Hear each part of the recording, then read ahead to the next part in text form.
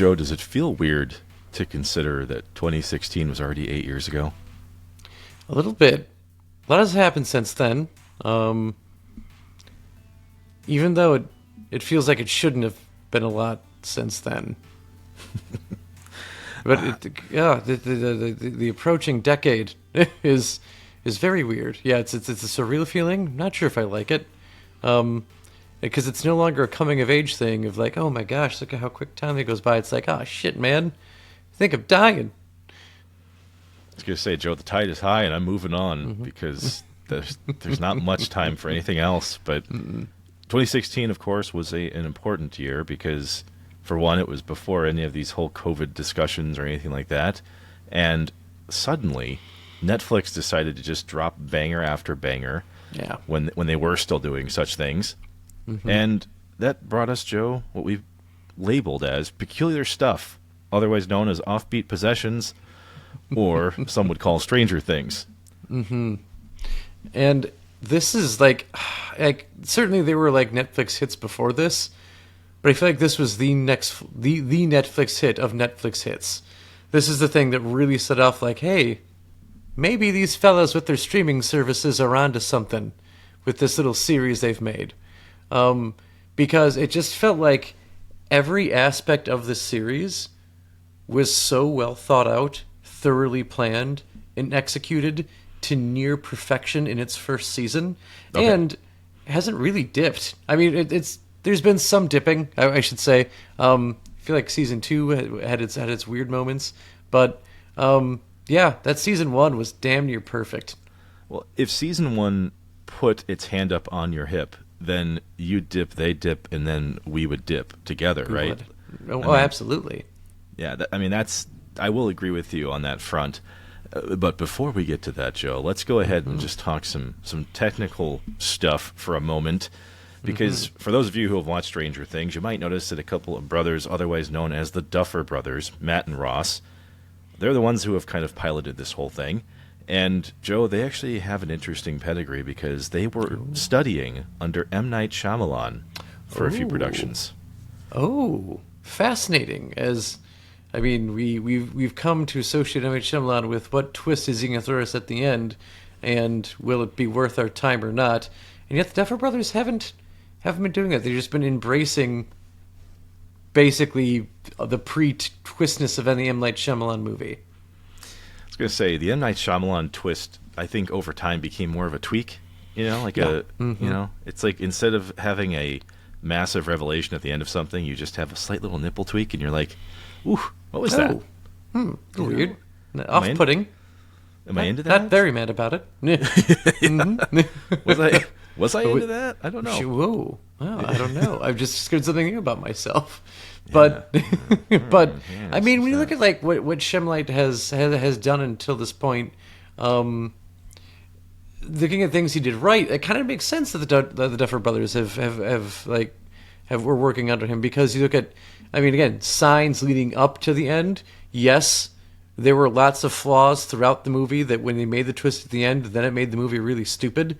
But everything leading up to it, like something as so simple as like literally M. Night Shyamalan made the Sasquatch turn scary, which was like seemingly impossible with a very lazy, oh, look at the camera sort of thing. And yet he did that with a movie where we barely saw any aliens, and he made that one turn of you being noticed from the camera view like creepy and unnerving. What's the one where it's like the convent in the woods or something? Oh, the village. Yes, the village. Yeah, yes. The village was certainly had lots of like build and creepiness to it, and great cinematography. And then it turns out, they're just basically Amish living in the woods and have convinced the community that the outside world doesn't exist and they are all that they have. Okay, whatever, bad twist. But everything leading up to that moment, fun, good. Yeah. And I feel like the brothers definitely tap in to all of the pre-twist parts of a Shyamalan movie. Yeah, it turns out, Joe, the village was really just Utah this entire time. But when it came to their own projects, Joe, to your point, it feels like they didn't necessarily take in all of the Shyamalan, like they didn't quite do all of that. instead they really took this core idea of, this early Spielbergian idea of like kids exploring things, and having them kind of grow a little bit through maybe some traumatic things. Yeah. But networks didn't have any interest in it, Joe. That's why we didn't see it on, the major, local channels, whatever. And eventually, though, the script actually ends up in the production studio that Sean Levy is a part of.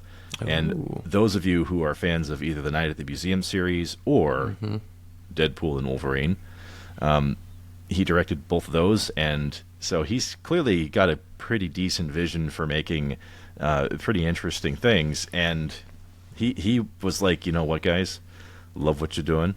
I'm gonna shop this around myself now. So, I mean, the good news was, Joe, Netflix snatches it up not long after that in 2015, and 1 year later, Joe, you and I are now reminiscing about 8 years after that. There we are. And if you were thinking that I can't believe the Schitt's Creek guy was involved in this, that's Eugene Levy, and you're at the wrong Levy. But just as happy that both Levys are doing what they do, because they're both great. But yeah, no, the idea that I can see why maybe there was a struggle to get the idea going in first place, because again, the movie focusing on the kids being the heroes, it does seem like, hey, this was a trope from the 80s, it worked then, we don't think it could work now. But little did all the networks know that it was time for Gen X and the millennials to pine for our youth, and pine hard, so that when they gave us a series, they gave us kids playing Dungeons and Dragons and then seeing the monsters that they thought of in their Dungeons and Dragons campaign be actual monsters in real life, and that they were at the front, and the teenagers and were in the peripheral, and the adults basically in the rearview mirror and are more or less useless in this series.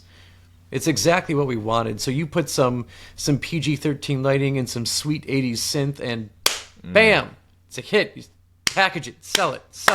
That's what we wanted. That's it right there. They did try to originally, manufacture this under the name Montauk, though. However, or Montauk, set in New York, but they decided to, instead of have this East Coast personality to the show, they kicked it out to the Midwest, Joe, because we're just simpler folk out here. We are. I mean, aliens and stuff, that scares the shit out of us here, Oh, completely. You put that in New York, forget about it. They don't give a shit. They get the fuck out of here, alien. But in the Midwest, we don't know what to do. Oh, jeez. That's... Yeah, I think it's actually funny to do that, because when you think about your neighbors, Joe, and the people that you've interacted with in your life, imagine how this kind of thing would happen in the Midwest, because people would just be talking to each other, doing the normal banter over this. Oh, and yeah. It's like, did you see that bright sky over there last night? It was almost 9 o'clock. How on earth is it that crazy at night over there? I was just happy that this was in Indiana and not Wisconsin, because, it would just be a matter of, the first alien shows up or the first monster shows up and say, hey, look at him over there. Someone get him a beer. Yeah, get him a beer. And then we were just like, I can outdrink you, son of a bitch. Come on, get him shots. We would just be trying to outdrink the monsters, which we're dead either way. Because either we're drinking ourselves to death trying to outdrink the monsters, or the monsters inevitably kill us. So, and then, we just put it in the bag. It would have to happen. It's like, just put it in the bag. Don't even worry about it. Real sorry about that monster. We had to go and drink into the table like that. Yeah. But just scooch right around over there and find your way back to that there upside down. Yeah. It'd be like War of the Worlds, but purely just with Midwestern schmucks at that stage. If you replace Morgan Freeman as the narrator with just some person with a really thick, upper Michigan type of thing, and it would, be it's like we've just entered Escanaba in the moonlight, is what we've just done. And for those of you who have no idea how to spell it, if you could spell it, you probably wouldn't even know how to pronounce it based on its spelling. So, welcome to Wisconsin. The rules are made up and the points don't matter. And I'm happy that we avoided Escanaba. We avoided Mauston as our setting here. We're in Hawkins, and also even Montauk, because I just think Mantok, and he's going to have some character just set on mind taking this whole time, which makes sense in season 3 when we get to mind flaying. But we're ahead of ourselves.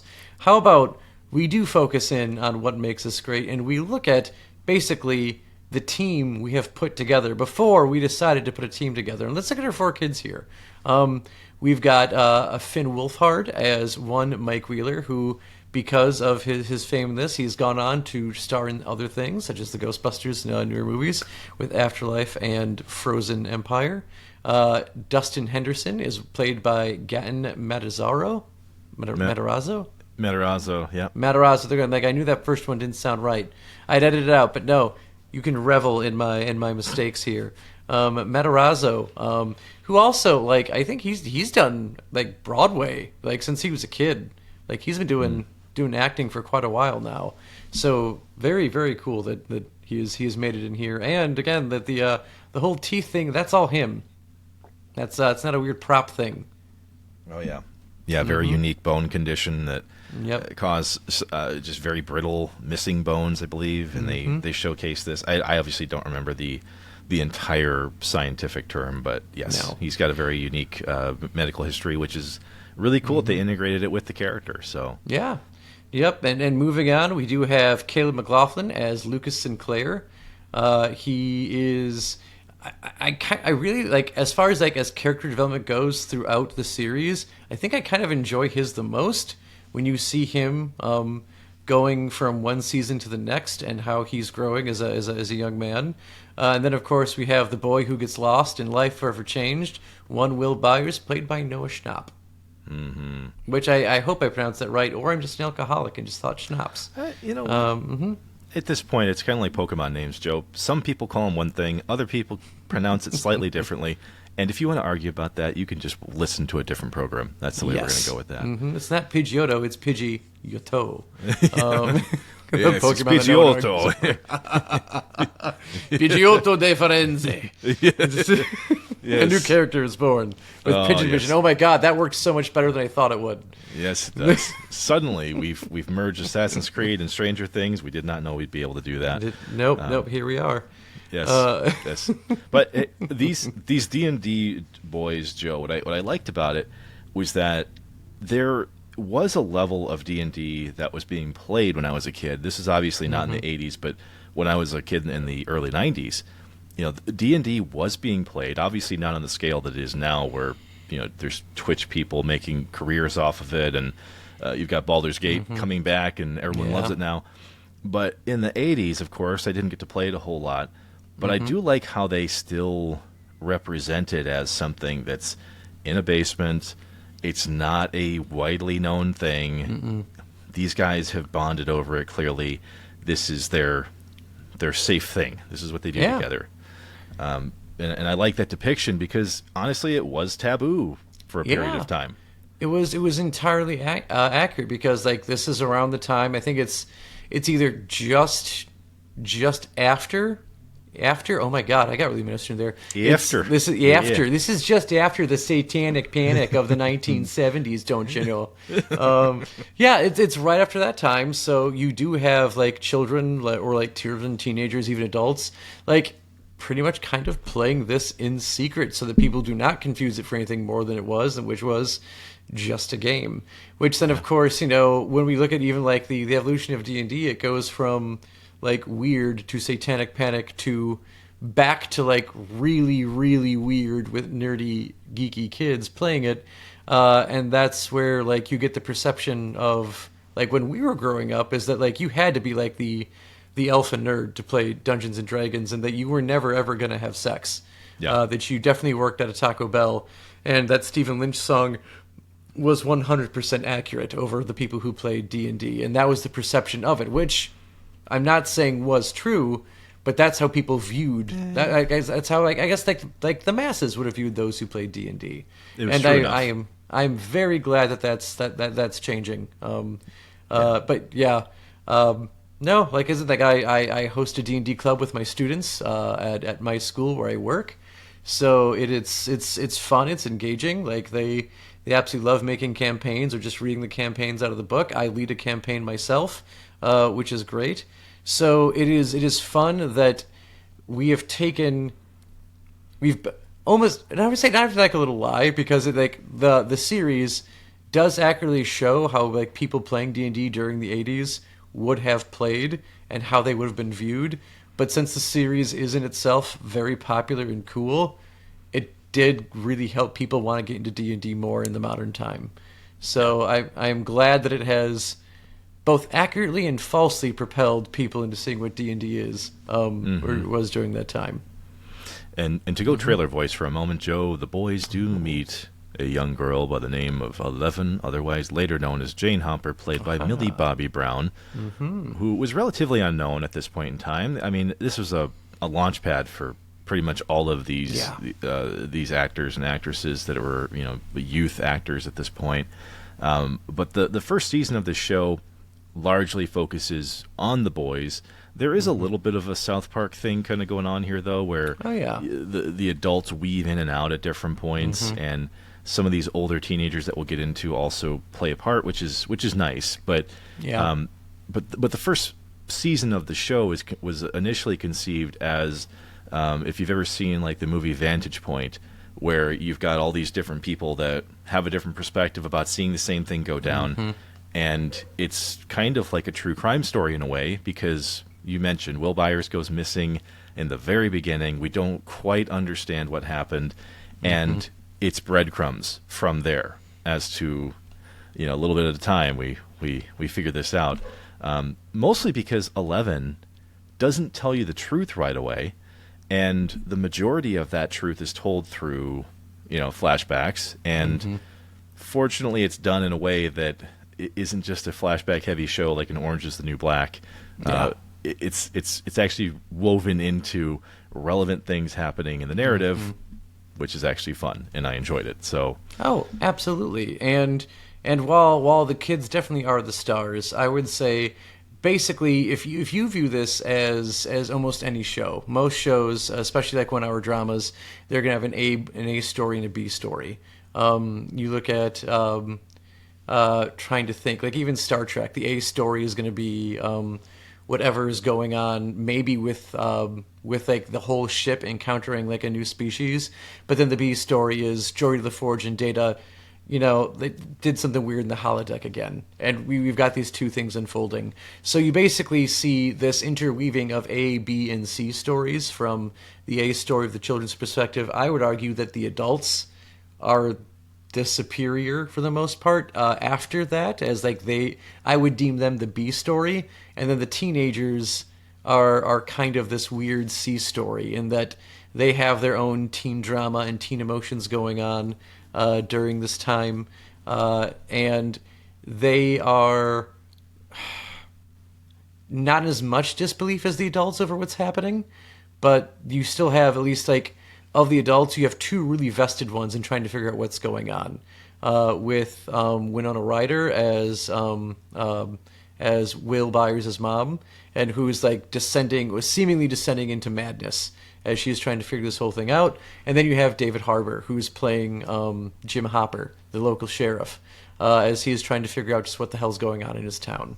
And those two, like their stories, I think eclipse anything going on with Natalia Dreyer, who is who's Mike's older sister, I believe. Is it Nancy? Mike's? Yeah, Nancy. Yep. Nancy Wheeler, and then I think it's Joe. Why am I forgetting his last name? Plays Steve. Oh, Joe. Yes. Yeah. I thought, don't all Joes know each other? I mean, I feel like... I mean, I have him in my phone, Mark, and he's going to be very mad. Yeah. He's probably going to text me when he hears this that I forgot his last name. Joe Keery. But yeah, Joe Keery, that's what it is. Joe Keery's going to be very upset with me because he definitely listens to he definitely tunes into the podcast because, you tune into podcasts. Hey, don't. I would not ever discount who listens to the podcast because we have had some people who listened to it who actually knew other people who were in the properties that we've covered. And Joe, from time to time, that kind of stuff does happen. So, I mean, Kevin J. O'Connor from The Mummy, who played Benny, his one of his friends was literally listening to the show and mentioned it to him, and then next thing I know, him and I are chatting on the phone talking about his favorite moments from being in that movie. So So never Mark, discount what you're this saying stuff. is that stranger things have happened than Oh, celebrities yes. listening to the podcast. Oh, yes, There we go. absolutely. There's the bad joke of the day. Yeah, I know. Yes, you know what? As we descend into dad jokes, it's just part of the aging process.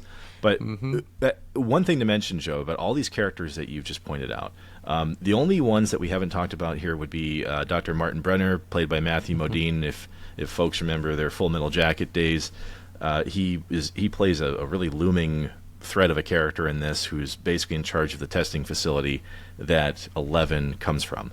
And these characters, all these different characters, like, you've seen plenty of shows like this who try to balance all these different narratives at once and fail spectacularly. And this is not one of those shows that suffers from that. I mean, I rewatched the whole series because I knew we were going to cover it, and I hadn't seen it in some time, but I already appreciated it.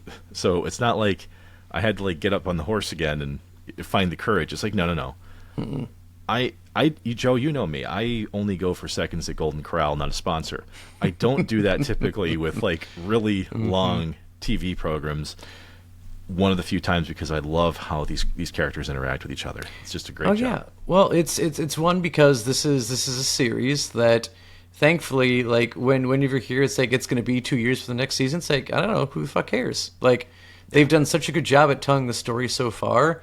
I would rather them take more time to tell the story and do it well, instead of rush while the fire strike while the coals are hot in this scenario, and just like, oh yeah, it's popular now, we got to really got to push it, really get it out there. It's like, how about we tell the story well? And now that we know that the upcoming season will be the final season, we have to do it right. And like, there's no time frame. There's not necessarily a very, I would say, like, dire time frame to it, because yes, we know kind of where the last season left off, but we've had several years between seasons so far. Like, there's no reason why that can't happen again. The only reason why it might be dire is because there are some time jumps, and we'll talk about that. But when you have characters, or I should say actors, who are literal kids, they age a lot year over year, and so when you watch the first season, you're like, these guys are just out of diapers, and then you get into season 4, and it's like, man, this kid's like 40 years old already. How did this happen so quickly? So where'd all that hair come from? I mean, it's a little jarring at first, but as you mentioned it, Joe, when you're watching these things as they premiere, it does feel like it makes sense. If you're binging it for the first time, you might be like, wow, we're really moving here, you know? But yeah, as it debuted, it's fine. I do think that taking the time to finish this one off, they already announced a while back that 5 seasons was their plan. Not really fighting that, but one thing I'll always praise them for, Joe, especially you're a teacher, you might appreciate this. There is a man by the name of Randy Havens who plays Scott Clark, one of the teachers at the school, and I've labeled him the plot explainer, because this guy, he gets a ton of face time in the first couple seasons, because the kids have to science things. They do. And Joe, is this how your job is? Like, kids just come to you and ask you about all these things? What's weird is I feel like the adults do it more than the kids, because adults want answers more than the kids do. So, like Mark, what I wouldn't do for just a nerdy little group of AV kids who just want to know how things work so bad. But I just feel like I have so many kids who just want to get through school and be done with it. They're like, man, just tell me what I got to do for this paper, Mr. Vinipol, and then I'll be good. And it's like, okay, here's what you need. And then they're out of it. But as far as like anything happens on TV, or if like there's some sort of event happening, like, hey, what's a supermoon? And I have to explain to them that there is no such thing as a supermoon. The moon is pretty much relatively within a given distance of the Earth at all times. Let's not lose our minds. It's never going to appear 4 times the size it normally does. The internet's lying to you. So that's most of what I do when interacting with people. I wish I had, like, how do magnetic fields work, and why is it that when I adjust this on my radio that we hear weird things? I would love for that to happen. It just doesn't. For all the ways that you've seen sci-fi, or just the genre in general, try to explain away all this stuff, it's nice that you have a practical application for a guy who should seem accessible enough to explain it, right? It's not like he's not some MIT scientist or some guy that you had to go find out in the middle of the Amazon. He's just a standard dude, and I really do think it is a little bit of a crutch in those first few seasons, but it's still pretty fun. I like how they did it. Oh yeah.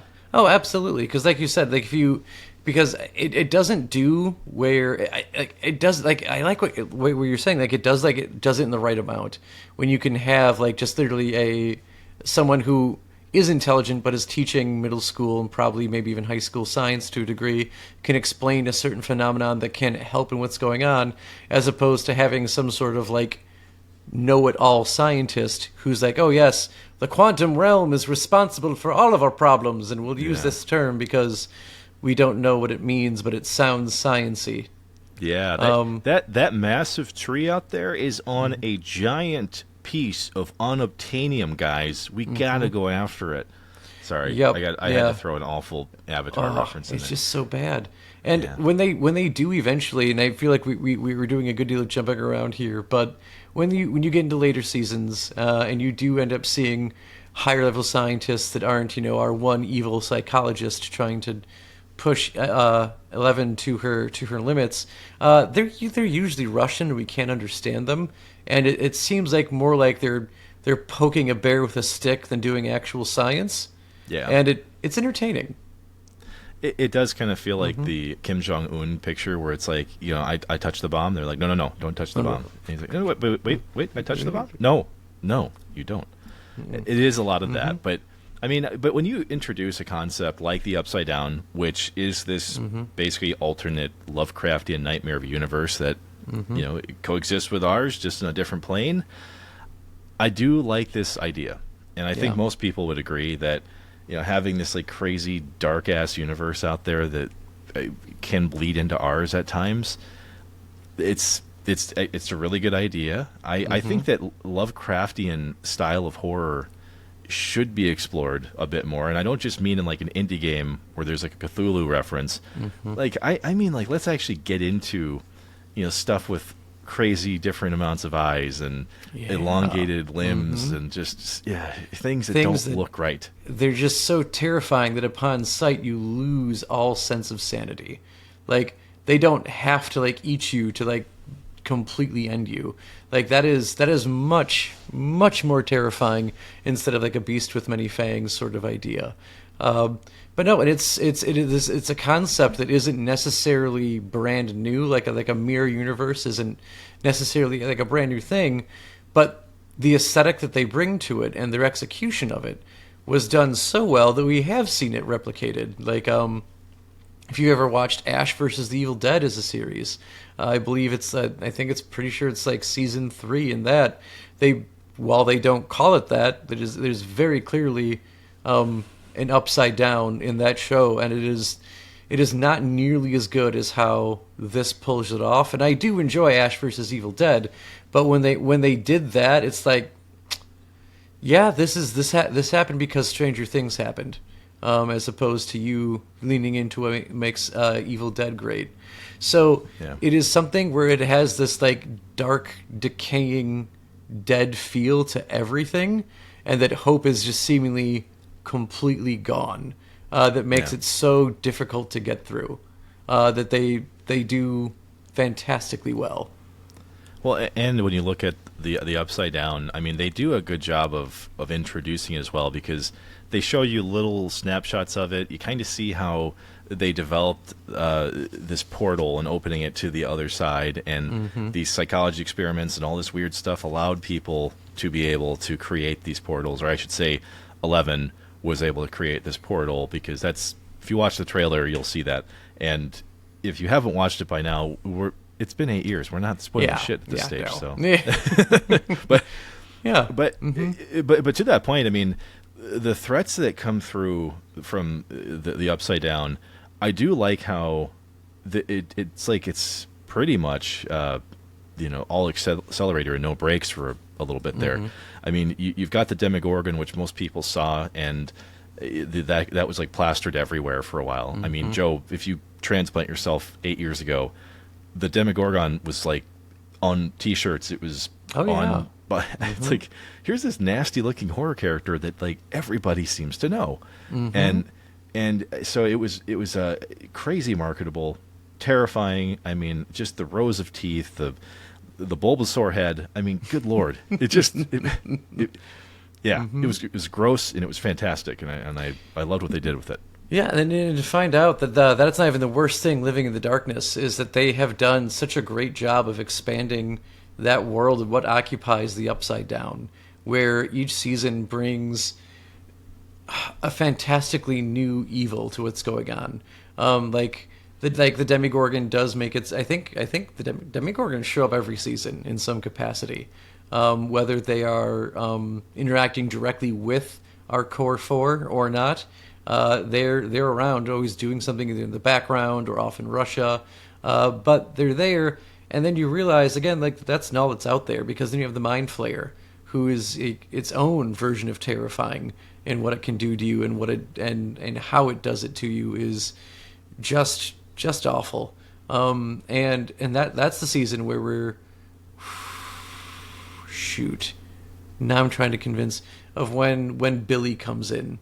So because it's a season before the Mind Flayer, right? In season 2, this is part of that whole fast forwarding act that we kind of get here, and that's when the characters of Max, played by Sadie Sink, and then Billy that you mentioned by Dacre Montgomery, they get introduced in season 2, and then their narratives carry into season 3, or at least Billy's really ramps up in season 3, and the Mind Flayer is the driving force kind of behind that.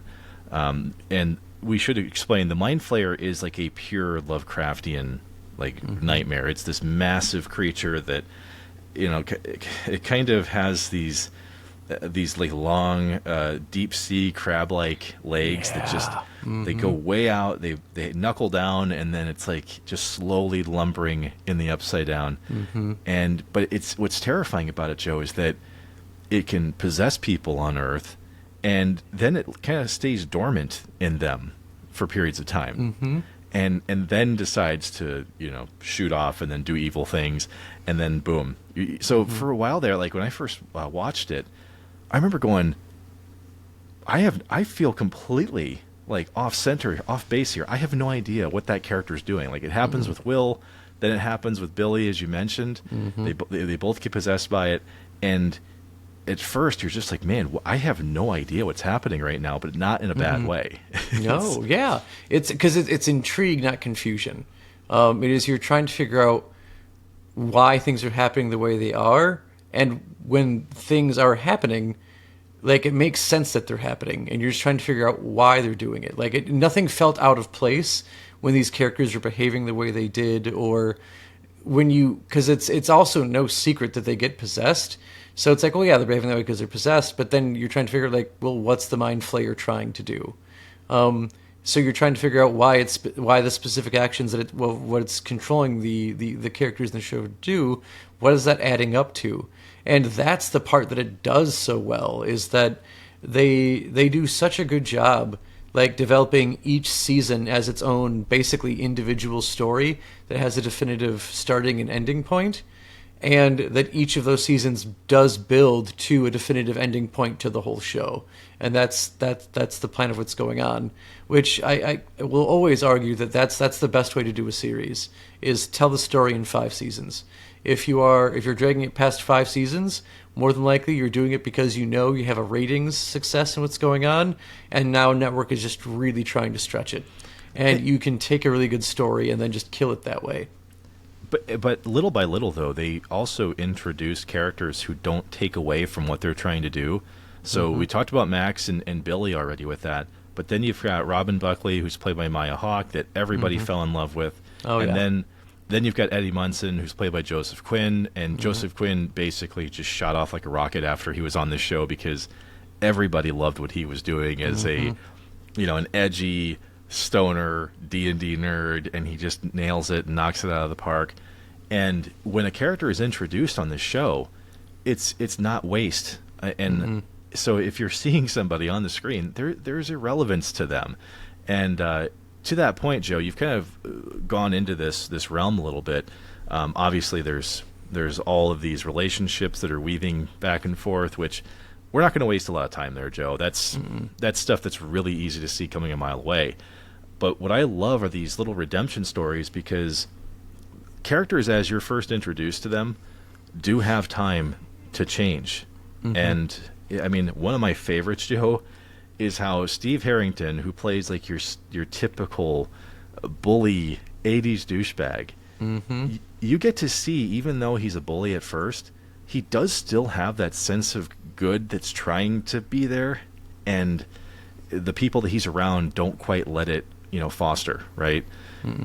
But that changes drastically over time, and his character is, in some ways he's tragic, in some ways it's like you're always rooting for him, and the same thing goes for Hopper, who has a very tragic backstory himself, and goes from alcoholic to suddenly I have purpose and I know what to do with it. I mean, that kind of stuff is really fun to see unfold, and there's always payoff, Oh, yeah. No, it's the same. Like I love that Billy gets some redemption in the end of his character too, because like he is like definitely the idea that there's always a bigger fish in the water. As soon as you start to like really like enjoy Steve, and that he's laying off the bully thing, what happens when the bully gets a bully? And that's who Billy is. And then the show does a great job of explaining why Billy is the way he is without justifying why the way he is. And when you see him kind of come through for Max at the end of his character's story, it's, I would say, probably one of the closest times I've been to crying in this series. Because of what Billy goes through there. And then, I was very happy to see him in the 2017 Power Rangers movie as Jason, which was, Mark, at some point in time, we're talking about that movie, because I love that it's the Breakfast Club with a sci-fi twist. I'm in. But yeah, until then, Stranger Things. For this though, we started it off with it saying that season 1 was probably one of the best genre defining, pop culture defining moments of like the late 2010s, and I don't think there's a whole lot of detractors from that side of it. But I will say that the show does struggle a little bit, because it builds up to this really awesome finale in season 1, but then in season 2 it's kind of the same motion, where it's like, hey guys, in season 1 we had 11 at the very end scream really loudly and hold her hand out, and stuff happened. And they're like, how about we do that again in season 2, but have her hold out the hand again? Ooh, I like what you're doing there. I do. Yeah. And how about, since that worked so well the first time, and what worked really well this first go around was just a lot of really 80s quintessential things, that we just dial that up to 11, and we start at them all and throw the Russians into it. Got to say, it was interesting, but at the same time, like that's that's a bit weird. That's a bit weird. I mean, now I'm all about like spy games and all that. I mean, stuff happened. There's Chinese spies or Cuban spies. Obviously, the Cold War was a thing. We all know that. But this idea of a massive facility, dozens of stories underneath a shopping mall in a tiny place in Indiana, even I was like, look, you've asked me to go on a journey with you. This is where I think I can't quite pause the doubt or the questioning for a moment here. That's the one thing I always come back to, because the rest of the action surrounding it still pretty good. I mean, you have Billy and like these flesh monsters, and like they become this nasty, massive goo of a creature at the end. So there's good stuff there, but the mall. I mean, it does help that the one steering us to the mall is just a nut of a conspiracy theorist, who does have although his best moments do happen after season 2. I'd say season 3 and 4 are definitely that character's best go at it, especially when he he is paired with a Russian physicist at some point. Yeah. That's some of the best parts of the show. Some of the best thing, but I think one of the things that was hard for me in season 2 also was the 11 on the run with some other misfit teens. Oh, yeah. Yeah, that storyline, like, meh, I could have gone without it. I know. That is one of those things that a lot of people have brought up, and you see it all the time where it's like, yeah, this was part of the show that felt so unnecessary because she goes and she does this with them, and then you don't ever see those guys again. Nope. They have no bearing on it. Yeah, so why wouldn't they be going after, the scientists that help Eleven get her powers back in season 4, who is like, he's technically a good guy, but he's also kind of a bad guy at the same time. Very edgy. Joe, I think the big thing that a lot of people have questioned here is the fact that Vecna, who is really he's the big bad guy that's unveiled in season 4 as the one who's pulling all the strings in the Upside Down, and there's a lot of great tie-ins to how he's impacted the rest of the series that we won't get into that. But apparently, the Duffer Brothers disclosed to Netflix that they had some kind of plan like this from the beginning. The only issue with it is that you have such a carefully mapped out like season 1 and 2 from a narrative standpoint, and then you try to tell me that there's some guy behind it the entire time that there are no breadcrumbs for at all. It's like, no, this is Luke and Leia being siblings. This really is. It's like, and somehow Palpatine survived, Mark. Yeah, he somehow did. Somehow he returned, and somehow he returned. But that's one of the sins of the later portions of this show, is that they definitely got too much into, let's try to connect bigger and bigger things and then take it further and further away from our core 5 characters, eventually core 6, right? Yep. And after a while, it just doesn't quite have the same impact. Regardless, it's still enjoyable, but we're splintering off and it's becoming this you still like the characters, but even then you're wondering, why are they all pairing like this? And it just gets to be convoluted. I will say that.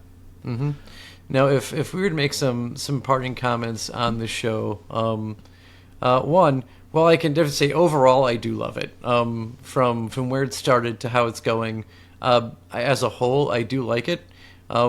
Characters that I think are some of the strongest. I would say probably, I think Dustin's some of the most fun to watch as far as the kids go.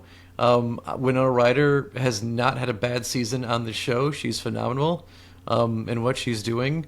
I'm trying to think. Natalia Dreyer, also great. But Will's older brother doesn't have to be there. He is a waste of cinematic space, in my opinion. Like if I had all these good takes away, and these are the reasons why it's worth watching the show, and there's a lot of reasons to they're worth watching the show. Other than oh, woe is me, I'm kind of weird and I like photography, and I guess my friend's hot sister does like the same interests as me and maybe likes me. That's it. I feel like his only redeeming thing is the weird kid has some nice qualities, and has what we see at school is not all he is, and therefore he should get the girl every once in a while. It's I would much rather her end up. I'd much rather if we're saying, one, if for some reason Nancy is just a prize to behold to someone, it's a dumb storyline to do to Nancy. But if you're gonna do that, at least Steve going from bully to adventures in babysitting is a much more of a fun time than dealing with, I guess I'm taking care of my family and that sucks and all, but that's all I have for development. I think it says a lot that neither one of us has mentioned him almost 40 minutes into this, and we've talked about a lot of other people, so I agree with you on that. And I would say that the Steve Harrington side of this show, I mean, people were scared shitless that he was going to die in season 4. That was a very real thing where people were if Steve dies, we riot. And I mean, it was all over Twitter, or Twitter formerly X, formerly known as Twitter. And what I will say, Joe, is that it is fun to be a part of this pop culture wave that happens with each season of this show, because as you've mentioned, we've got some breaks in between them now, and so it's not a year over year program. So it has time to kind of gain the following back, and you know you're going to get something that's going to be a fun ride. You may not agree with every choice, but it's not going to be like the season finale of Seinfeld, I would hope. No. I mean, and so that's the only ask I have for season 5. But the rest of the way so far, it's still a very fun ride that I think anyone who hasn't seen it yet will still appreciate, even if they've listened to this episode. And so with that, we do thank you for listening to the Digital Dissection Podcast. As always, we appreciate everything the Dissection crew does for us week after week. Your support does go an incredibly long way. And if you like this episode, check us out on YouTube, where we do make weekly videos about our favorite things. And we also love hearing from you, so feel free to message us at digitaldissectionpodcast@gmail.com or in our communities across social media. We love your ideas, suggestions, and pretty much anything else as long as it's done tastefully. And until next time, pop culture nerds, keep on dissecting.